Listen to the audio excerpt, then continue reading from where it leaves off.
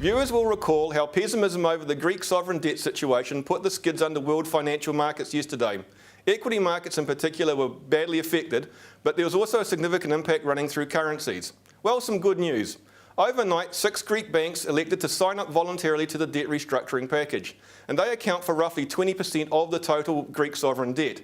So them, together with 30 or so other European banks and insurance companies, have taken the total voluntary acceptance to around the 58% mark.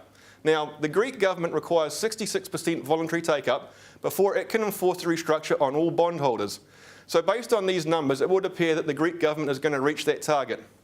Looking at world markets, the effect of the pessimism was a leftover for the Australian market yesterday, which fell by more than 60 points. The New Zealand Index 50, however, actually was relatively flat.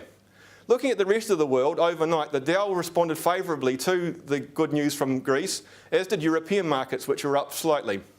On currencies, the Kiwi again took a shot in the arm from the good news and was up to around 82 cents against the US. In yesterday's global dairy trade platform auction, prices for dairy again fell. The All Products Index was down by roughly 0.9%, and that's the third consecutive fall. Things aren't, however, all bad. If you actually have a look at the trends over the last 6 months, the All Products Index has actually been trading within a band of roughly 6%. So what's driving this downward pressure? Predominantly, it's a supply side equation. New Zealand itself has been producing significantly more milk this season. If you compare December's, for example, in 2011, the production was roughly 15% ahead of what it was in 2010. And that's, of course, because of the droughts which affected the country through December. But on all, it's expected that dairy production will for this year be between 7 and 10% higher than it was last year.